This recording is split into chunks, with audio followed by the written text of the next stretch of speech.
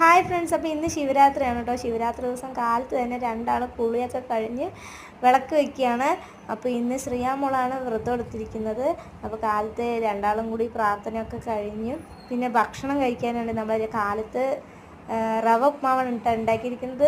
ശ്രീയാമോള് വ്രതം എടുത്തതുകൊണ്ട് കാലത്ത് റവ ഉപ്മാവ് കൊടുക്കാമെന്ന് വെച്ചു. പിന്നെ ഉച്ചയ്ക്ക് നമുക്ക് അരി കൊണ്ടുള്ളൊരു ഭക്ഷണം കൊടുക്കാം. പച്ചരിക്കഞ്ഞിയാണ് കേട്ടോ കഴിച്ചത്. പിന്നെ അത് കഴിഞ്ഞ് വൈകുന്നേരം ഞങ്ങളുടെ തൊട്ടടുത്തൊരു അമ്പലത്തിൽ ലക്ഷദീപം കൊളുത്തുന്ന പരിപാടി ഉണ്ടായിരുന്നു. അപ്പോൾ ഞങ്ങൾ അങ്ങോട്ട് പോയി. പോകുന്ന വഴിക്ക് കുറേ റീൽസൊക്കെ എടുത്തു കേട്ടോ. കാണാൻ നല്ല ഭംഗിയുണ്ടായിരുന്നു, പാടമൊക്കെ അല്ലേ. അപ്പോൾ കുറേ റീൽസൊക്കെ എടുത്തു. പിന്നെ അമ്പലത്തിലോട്ട് പോയി.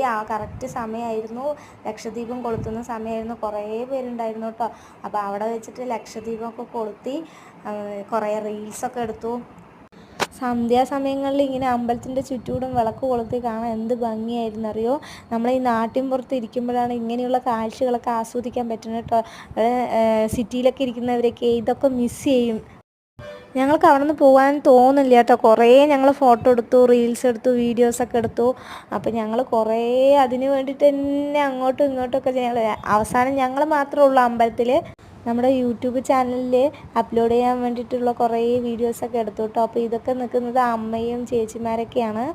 കൂടുതൽ കാഴ്ചകൾ നമ്മുടെ യൂട്യൂബ് ചാനലിൽ ഉണ്ടാവും കേട്ടോ. അപ്പോൾ എല്ലാവരും സബ്സ്ക്രൈബ് ചെയ്യുക, ലൈക്ക് ചെയ്യുക, ഷെയർ ചെയ്യുക, സപ്പോർട്ട് ചെയ്യുക.